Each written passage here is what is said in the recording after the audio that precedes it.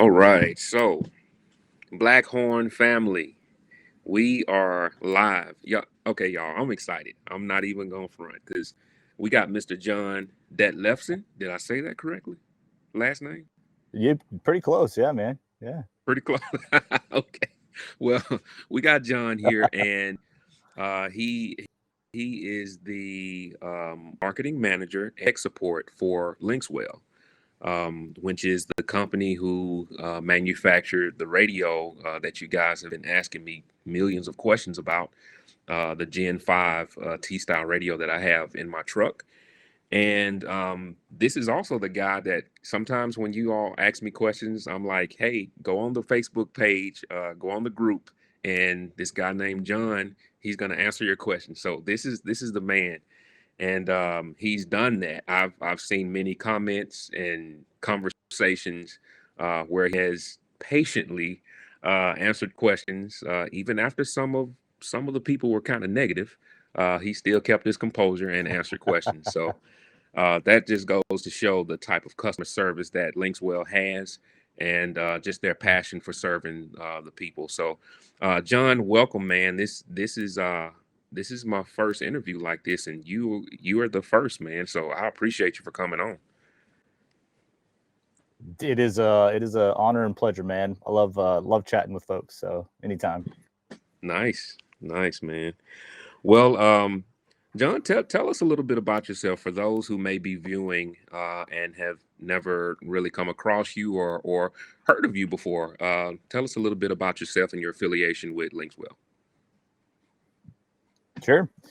So I've been in this industry since high school. Came out of high school, started working on cars, worked at a shop from 17 years on up. I was there about 20-ish years, did stuff from everything from just a basic normal thing to building some SEMA cars.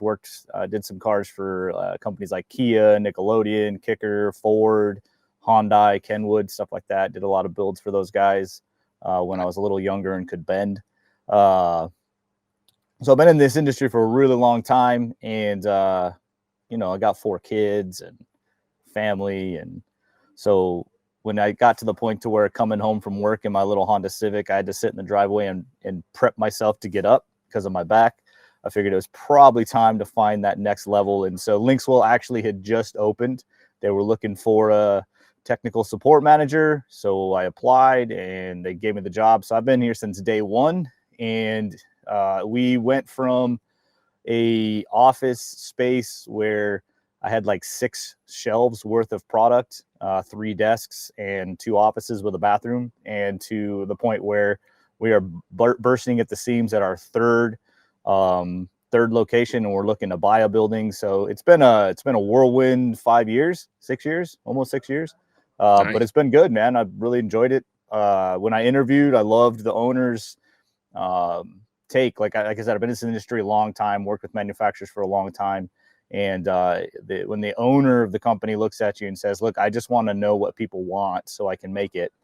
He's like, I can get behind that. I can totally get behind that. And that's pretty much what has been my experience when people ask for something, whether the engineers like it or not, we fight through it and we make it happen. So Nice. That is awesome, man. yeah. Well, you definitely have the experience, ton of experience. That's I have pretty a cool. little bit, a little bit. A little bit, huh? Yeah. Well, man, just first of all, I just want to say that this Gen 5 T style radio was really the first time that I've really heard of you guys, and I have to say that I am Mm. loving the product. It's actually made my life a lot easier. Cool. I'm a communications director for a nonprofit, Mm. and there are a lot of times where I have to travel up and down the road. And guess what? This radio allows me to plug right into Microsoft Teams, and it's not like I'm looking at the screen while I'm driving, folks. I'm safe. But it is very, very helpful when I get to an area and pull over and I see my team members, on the screen right there in my truck. So you guys make a product that is not only pretty cool but very helpful as well. Yeah. Man. Love hearing that. Yeah, that's kind of my favorite thing has been like I think I'm a pretty smart guy and I can think of some cool things to do, but the amount of folks who've like done something and I'm like, dude, I didn't even think of that. And then, just the flexibility of the system, it's no longer just a car stereo, right? Like it's a car stereo with pretty much almost endless possibilities of what you can do from it. So Yeah. I had Teams, like I've done a Zoom meeting on it before. So yeah, that's, I never even thought about Teams. I'm about to download Yeah. Teams when we hang up. I'm telling you, man, it works like a charm, dude. Well, Love it. let me go ahead and throw the first question at you, man. As both tech support and marketing Cool. manager, how do you balance technical expertise with effective communication to customers? So honestly, I don't know that it's actually, maybe it's just me, but it's kind of natural. Hmm. So, I think it's, Albert Einstein has a quote. He says, if you can't explain it simply, you don't understand it well enough.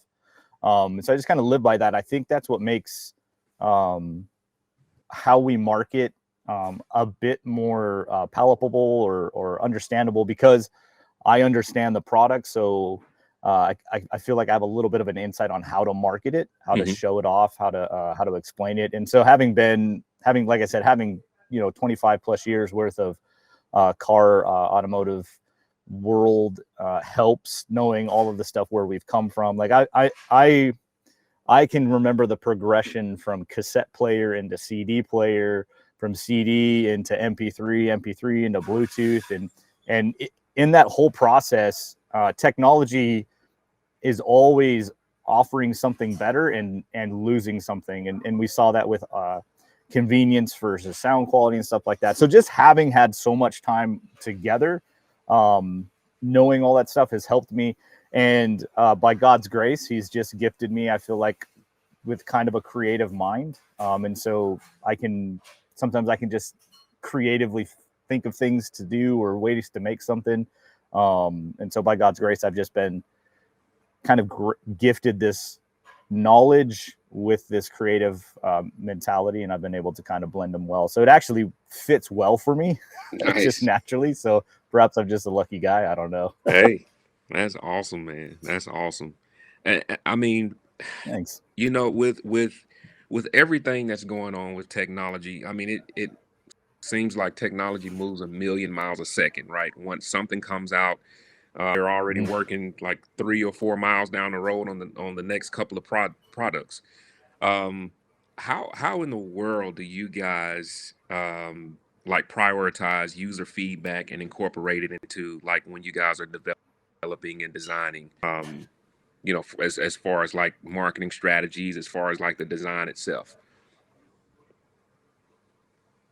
Yeah, so it goes right back to, like I said, when I interviewed with the owner, his thing was like, hey man, I want to make what people want. Like it doesn't matter how cool our product is if it's not something anybody wants, right? Like there's a balance between, pushing the bar of technology Hmm. and making something that people will actually purchase, and then being able to create something that people want that's now affordable. Like that's like the three tiers that we kind of like, or tethers that we hold on to. Like what are people asking for, what technology is out there, and then how can we do all of this and make it so that it's not astronomically expensive, right? Like one of the biggest questions we get is how come we build on Android and not Apple? Hmm. And 1,000% of that is cost. Like what it would cost us to work with Apple to use an Apple product as their base Yeah. would almost quadruple the cost of the radio. And then it just is Apple.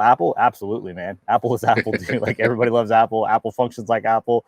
Would it be cool to have an Apple version? Yeah, man. I'm an Apple guy. I've got the MacBook, the iPhone. Like I got all that stuff. Yeah. So I get that. But that tier of like, we could make a radio, but it'd be $8,000, Yeah. and now we're just we're no functional. We're not viable at that point. So yeah, it's kind of just really working on that, listening to what people say. Like that's why we try to be as reachable as possible. Like we're a B2B company. Like we don't sell direct, which kind of creates kind of a misnomer when customers are like, hey, I need help, and like our guys are kind of tied up with our dealers, because that's our customers, our dealers. And so we've really tried with our YouTube and our Instagram and TikTok and all these different social media platforms, we've tried to kind of reach out as far as we can without overextending ourselves, being able to help that end user so that we can, sometimes when it comes to development on a vehicle specifically, the variations of trim levels is almost infinite, because you could have everything except one feature in a truck and it will change CAN bus somewhere. So sometimes when we're in development, we just don't run across that unicorn until somebody puts our radio into it. So having access to the end users is beneficial for us and them. But if we were to staff to be the end users tech support, we would again have to raise prices and it would be a whole nother thing. So we do try to use those avenues because we want to hear what people want. We also want to hear how people are actually experiencing things, because somebody may be experiencing an issue that we've never ran into. So we want to know those things. Like our head engineer, like our head guru, our big brain guy, I call him Super Wong. I actually have a GIF of him as Superman that I send to him every time he fixes my my thing. So but even he will when it gets to a certain point, where we can't figure something in-house, he actually will jump past us, and our lead engineer will work with end users to try and figure out what's going on. So we kind of have a reputation. Some folks like to say that we don't support our product, but we really actually support it more than most manufacturers, because again, we're B2B. So we're looking to the shops to be that first level of influence or support. But having access to them helps us make a better unit and helps us serve them better. So we try to gather as much info as possible and be as connected as possible. I mean, we have 3 different Facebook groups, let alone a Facebook page. Right. So, we really do try to be reachable and, get that information, because we want to make what people want, and we want to make sure that what we're making keeps working. We don't want to be those guys either. So no, that's really amazing, man. I think what you guys have done is just spot on. I mean, I'm a big proponent of customer service, and and shout out to you for the videos on YouTube. I mean, I've learned so much about my radio from those YouTube videos, and also how to put that image. That's good. I like to hear that. Yeah, they're super helpful. And so when I went to the Facebook group and I saw your name, I was like, hey, that's the guy who does the videos, and he's actually responding in the group. So I got excited about that. And yeah, I mean, like I said, man, you guys are great with just being close to your audience and providing help, so definitely big shout out to y'all for that. Awesome stuff. I appreciate that. Yeah, absolutely. Yeah. So there are a ton of vehicles, and I mean, I'm a Ram owner, but there are several people that have these radios in their trucks, and you guys make them for several different styles and models of trucks. How does Linkswell adapt its technology solutions to meet the diverse needs of different vehicle models? A lot of testing. A lot. Like so for your information, that Dodge Ram, your Dodge Ram is the absolute worst when it comes to CAN bus. You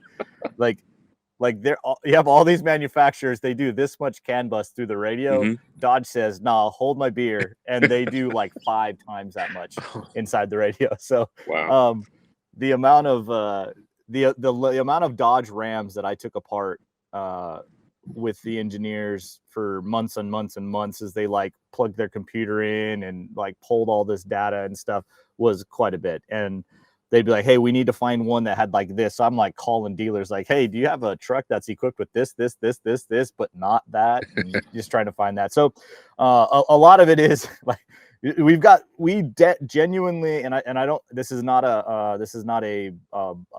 puff chest brag, but we genuinely have some of the best CAN bus engineers in the aftermarket industry. We are start to finish when it comes to manufacturing. So if you've dealt with any kind of other aftermarket radio, you'll know if you're going to do like a Kenwood or an Alpine or anything like that, you're actually going to need a third-party part that's going to do the interfacing of the vehicle. So companies like Alpine make a radio. And then you have companies like Pack or Maestro or Metra who are working that CAN bus interface. So not to be a flex on our side of things, but because we have not just a manufacturing plant, we actually have a firmware plant too. And our firmware plant has actually been making stuff within the 12-volt industry for roughly about 12 to 15 years, something like that. My brain's not catching up on the time, but we're around there. So our firmware guys actually do a lot of work with other manufacturers, other companies, and they get a lot of their data from us. So when I say we have some of the best CAN bus engineers in the industry, I'm not trying to blow up smoke or, puff up or sound more than we are. We genuinely do have some of the best top CAN bus guys, and not just the top CAN bus guys, but the guys that have been doing this for years and years and years and have learned what to do and how to do it and where to find it. I can sit down in a car with these guys, and the amount of data that flies across their screen when they do one thing inside a vehicle. And then I've had times where I've had to remotely do that, and they're asking me to find the difference, and I'm staring at all these ones and zeros, and I'm like, bro, what are you even talking about? And then they're like, oh, there it is. Like, how did you even find that? Right. So what helps us is the fact that we're able to start from start to finish. So like you said earlier, we are genuinely trying to stay connected to our audience. We're trying to stay connected to the people in the car industry. Like, what do they want? How do they want it? What vehicles are they asking for? What features are they after? So we keep that tether there to know what to make. And then because we can do from start to finish all the development, we can do all the firmware stuff as well as the fit and finish stuff. It helps us to set us apart because we're no longer waiting. So when you work with like a third party company, so if we were going to outsource our firmware, we would have to wait for them to respond. So we'd say, hey, we need this. They'd say, yeah, sure, you're in line because X, Y, and Z is ahead of you. They buy more product from us, so you're slower. So it slows the process down. So being able to have our own firmware guys and our own fit and finish guys and our own R&D guys and our own manufacturing plant, because we are a whole like the whole product thing, we start to finish, it means that we can do everything exactly how we want it. It means that everything is done well, and it means we can do things fast. So that's ultimately what launches us into being able to put stuff into a vehicle that we have nothing on, because we've got guys that have been doing this for so long that if we say, hey, make this car, sometimes they'll hem and haw. Like, for example, I'm chilling right now in our new 23 Tacoma, and we just this is the first actual manufactured one I have sitting in front of me. Nice.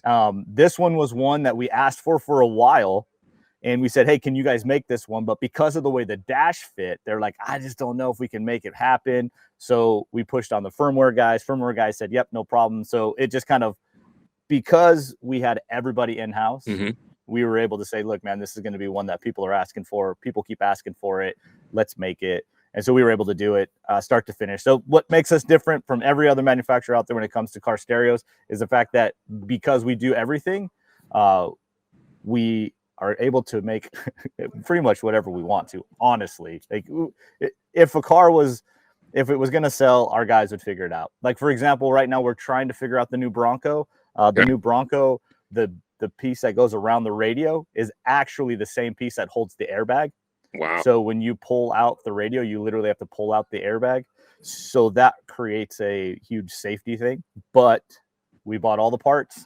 They're with all of our big smart guys, and I'm sure and I'm confident at some point in time I'll get to have a video where I'm going to be chilling in a new Bronco, because again, we are a one-stop shop. We get to do everything, which really helps to set us apart from everybody. Whew, man, mad respect, man. I hope everybody who gets a chance to watch this can respect what you guys go through for us, for our enjoyment.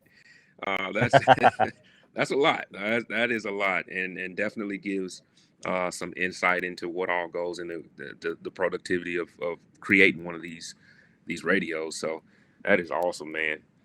Well, I'm gonna get to the question about these new radios, man. So and of course it may not be may not be new to you because y'all are probably already working on some stuff after these, but I have the Gen 5, so you guys now have a Gen 6, and a TSytle XL radio.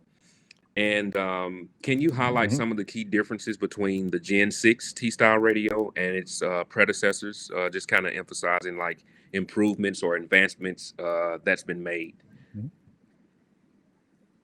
Yeah, absolutely, man. That's kind of been our claim to fame, is just never, every generation has had some kind of big step up. So if you go all the way back to our inaugural generation one, anybody who was with us at generation one, my apologies. We were learning lots of different components that just were hard to come across on the market to work with the Android side of things. We learned our way through. So from generation one to generation two, like we bumped up, we went faster. We added our CarPlay and stuff like that. Then you jump into like a generation four, and we got a little even faster, went with a little bit bigger processor. Generation five's big thing was that we were able to get the Sirius XM ready. That was something that people asked for from generation one. Yeah. Sirius XM regulates everything. So if your radio is going to be Sirius XM ready, you actually have to go through this entire process with their engineers to run their V300 tuner. And that process can take literally from anywhere from 12 months to 48 months. Wow. And we were right about 40 months before we got the final approval. So generation 5 being able to add Sirius XM was a big jump. And then we were able to add wireless CarPlay and Android Auto. So as it sits right now, like you mentioned, we have generation 6 and we have our XL, which is our really big screen, which I'll talk about in a minute. We are manufacturing all three because of the Sirius XM, because that was something that was so big. So we weren't able to bring Sirius XM into generation 6 and the XL because we went with a different processor. So rather than a quad core, we went to an octa-core processor, so it would be a little bit faster. Mm-hmm. And then because we jumped up in Android versions like we always do, Sirius XM considers it a completely new product, and so we have to start the process all over again. So as we stared at, like, we were probably 5 months from finishing the development of the generation 6, and so it was about that time when we would kick it over to Sirius XM. Mm-hmm. So we kind of toiled whether we should try this and try and do like a double release of the 6 like we did the 5, or what do we do? But Sirius XM is actually coming out with a new I don't even know if it's program or what, but they're coming out with what they call Sirius XM 360. Okay. And it's much more much more features. There's supposed to be like video and stuff. I don't know. There's only one radio on the market that currently can run this new Sirius 360. So what we decided was, you know what? If we're going to do this process, let's go for that.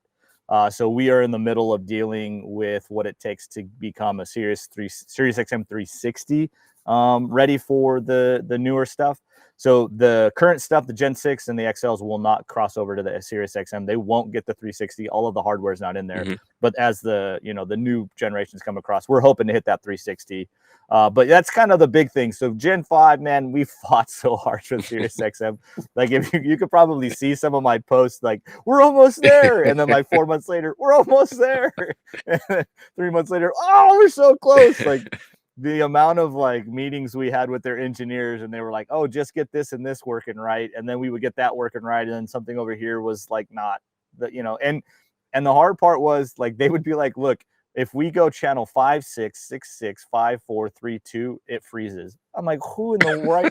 Nobody's going to push that many buttons. And they're like, yeah, well, until you can make that work. So most of the issues we were having were not like, it quit working. Like, it was like these fluke things. But, wow. To Sirius XM's, benefit, they want to make sure that their users are getting, the best interface. And so on this side of things, I hate them. On a customer side, you'd have to love them, because they want to make sure that their products are, enjoyed well. Yeah. So with that, generation 6. But the thing so sometimes when we have to decide that a feature is not going to be in the cards, mm-hmm. Sometimes we have to sell ourselves on it. It's like those I don't really want to go to McDonald's, but they do have good fries, right? It's like talking yourself into, this is okay. Yeah.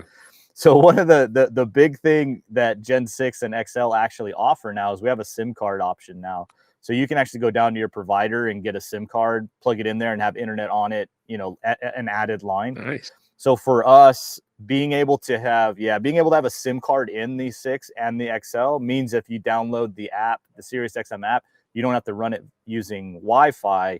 You could actually run it on the tablet itself. So I know that doesn't help the guys that are, hey man, I drive on the highway and I have no service. Like I get it. Like we can't help those ones. But for the most part, a lot of XM users they're in city and they've always got internet.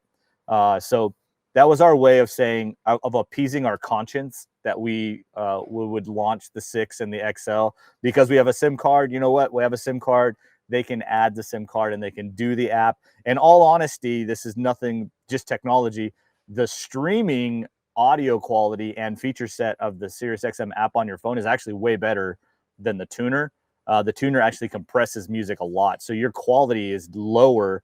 It's the convenience, like I mentioned a while back, like the convenience of being able to drive coast to coast with never losing it is worth the loss of quality in the way the SiriusXM works. Whereas with the app, they can bump up the quality because now they're using data and it's not got to be compressed and stuff like that. So anyways, there's a little side note for you on SiriusXM. Hey. But yeah, so when we went up to the 6s, we went way big on the processor. So the XL, we've got a big old 15-inch screen on it with what looks a lot like kind of like the Mach EV and the Lightning. It's got a knob on the screen. It's actually mounted on the screen, and it's multifunction. So it'll do volume. And then when it's on climate controls, you can actually push it and do temperature, or you can do fan speed, all kind of cool. It's pretty cool. I'll be honest with you. I've been driving our Jeep for the last probably month that's got the XL in it. And then this past week, I was in our Tacoma, and our Tacoma is just a 13-inch screen. So it doesn't have the knob, and I kept finding myself reaching for the knob, like I wanted that knob. Yeah. Before this, I was like, God, you guys are such complainers, man. Just push the button. But now I get it. Now I kind of like the knob. So that's funny that you mentioned that, because the Gen 5, like I had to kind of get used to not having knobs. And now that's one of the biggest questions that I get is, where are the knobs and how do you do this and how do you do that, and does it still control everything? I'm like, yes, it does great. There's just no knobs. That's the only thing that you got to get used to. So that's kind of funny. Learning curve. It's a learning curve. Yeah. Okay, well, man, that is awesome, man. So and for some of the people who don't know, as you mentioned earlier, you guys don't sell these directly. There are here where I'm from, there's a company called Cartoons, and they're actually a Linkswell dealer, and so that's who installed my radio and pretty much do all my audio work. Shout out to Dalton, the best installer ever. Don't get mad, other installers, but so one of the things that I noticed is there are a lot of people complaining about things, and I'm like, how? Like my radio's working perfectly, and then I later found, like later on, maybe down in some comments, that they installed it themselves. And no, hey, no knock to anyone who installs their own radios. But just in your opinion, like, what are the benefits of having a dealer install it versus someone installing their own? Yeah, so everybody always says that's probably the most, like, I run all our social media. So if you guys ever message me, guess what? You're talking to me, just so you know. But the most common question I get is, can I install this myself? And that is the most, like, I can't answer that question, right? Like, can you use a drill? I don't know. Like, if you're tech savvy enough, then perhaps you could, right? Like, it is what it is. So it's really, it's always safe to go to a professional that knows what they're doing, right? Like, I do as many trainings as I can. So, like, if any of our dealers are watching and you guys want a training, man, you just got to let me know. I got camera setups. I got the whole rig up. I could do trainings and stuff like that. But the thing that happens inside of any industry is like the more you do something, the more you understand how things function. And when you understand how things function, you can figure out what's wrong. So sometimes something that's happening inside the radio might have absolutely nothing to do with us. It could be something out of us that's interfering. And you, as an end user, having no frame of reference, could just assume one thing or the other. So, like, having a dealer. So we've got a dealer out in the Jersey area, and he does a ton of work for us. And he actually was doing a bunch of work with these Super Duties that were lifted. And we were having this issue where the cluster would just cycle. It would boot up and then shut down, and then boot up and then shut down. And man, we pulled apart so many Super Duties trying to replicate it. And what ended up happening was every one of these trucks he was working on were lifted, and in the behind the cluster, somebody had plugged in a module that was made to adjust the speedometer. That's all it was there for. Okay. Was you got bigger tires, so now your speedo's off. Yeah. So this thing was in there to just change the speed, but whatever data that was communicating with in us, they just collided. Wow. And so it was creating this reboot of the cluster. If you removed us, it quit rebooting, or if you removed that module, it quit rebooting.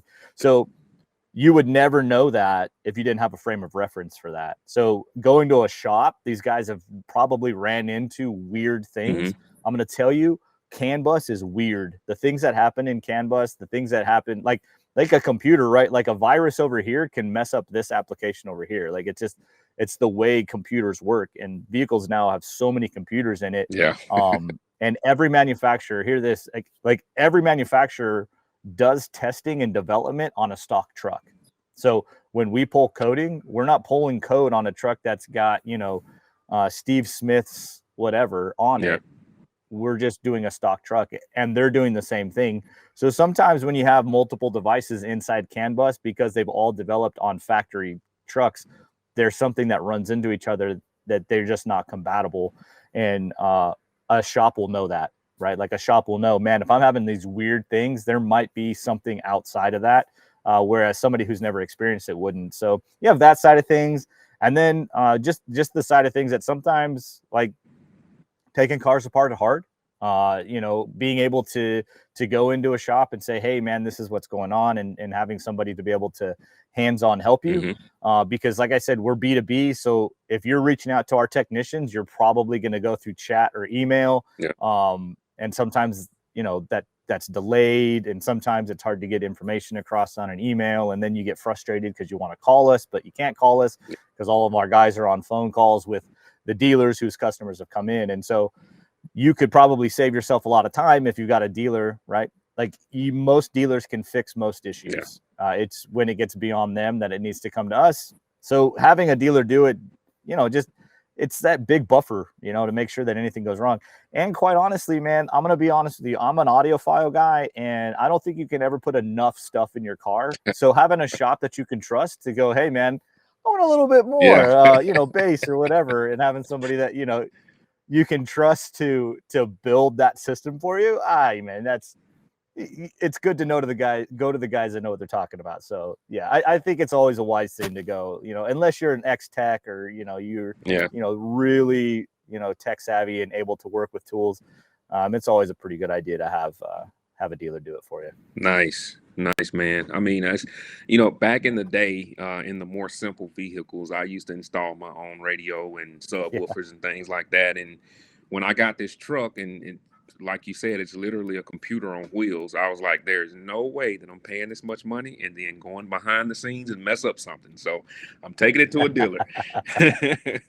So yeah, absolutely. Yep. Yeah, they are crazy now, man. Super crazy. Absolutely. Well, we're gonna and I'm sorry I kind of threw that question in on you, but are there any? No, you're good. Are there any unique integrations or partnerships associated with these new products that customers should be excited about? I know we just kind of covered, because tons of people ask about Sirius XM. Are there any other partnerships that we can get excited about in the near future? So not necessarily specific partnerships. So with the transition, in generation 5 and then 6 and XL, Bluetooth has been one of the things. So having that, like you mentioned, Teams, right? Being able to do, a video call or whatever on Teams is cool. But then you have all of these apps, like we work really close with companies like EasyLink, who makes like tuners and OBD readers and whatnot. And then you have companies like AAC Trigger, who makes like an app-based light controller. So your off-road lights, rather than running all of these physical switches into your cab, you can actually do it from an app or their wireless switches. And so they have an app that's Bluetooth and it connects to the thing. And so you could actually control your off-road lights. And so With our Generation 5 and then 6 and XL, we actually were finally able to find a Bluetooth chip that was able to not just handle a phone call well, but give us that third-party connection where we could control things. So we can control things from our radio, which is pretty cool. But we can't control all things. Where I'm trying to narrow all of that stuff down. But like Easy Link is one, Trigger's one. Like we've got Race Sport Lighting has sponsored our Jeep with all the off-road lights, and so I can actually control my all of my RGB lights from them in there and stuff like that. So with these newer Gen 5, 6, and XLs, we've expanded kind of that third-party controlling. Like I literally on this truck today or yesterday installed Retrax's new power bed cover that runs off of an app. Wow. So we'll be able to open and close our bed cover from the radio just because, why not, right? But so stuff like that it's pretty much kind of be the big thing when it comes to these new guys. I know we're gonna have a whole new UI look. Like it's much more car or phone look than it is a car look. So you could do things like widgets and stuff like that. So that's kind of cool. But yeah, as far as like connecting with other companies, not too much with this go around. This is completely a different part of our company, but we are about to release a brand new power bank system. So your RVs, your trailers, your overland guys that have got batteries and lights and our refrigerators and stuff like that. So we've got a whole control manual. So we are working with companies like Vicron and Battleborn batteries and stuff like that to be able to control different inverters and chargers and stuff like that. So that's kind of cool. Completely different than our radio stuff, because I mean, the market for the overland guy, there's a few guys there, but that's kind of where a lot of our reaching out right now is happening. Not so much on the radios, but on our power bank system, where we're trying to get connected with a whole bunch of these guys. So if you're a van builder or RV builder or trailer builder or something like that, we're gonna have a really cool 10-inch touchscreen that controls all that stuff. So we're doing a lot of stuff on that side of things. Sweet. When it comes to third party. So, but that's what I got. Yeah. Nice, man. Nice. Well, listen, man, this has definitely been some valuable information for me. I know my followers are gonna love it as well. There's some techie guys in there, so watch out, because if I can't answer them, I'm gonna push them your way. But yeah, man, let me know. I'll give the best answer I can. Well, man, listen, John, I really appreciate your time hanging out with me today, and man, hopefully we can do this again sometime soon. Whenever I decide to upgrade. I'm pretty comfortable with my Gen 5 right now, so we'll see. But man, once. All right. Well, I'll have to see if I can find an extra XL or something laying around and see what I can do. Well, I won't be mad at that at all.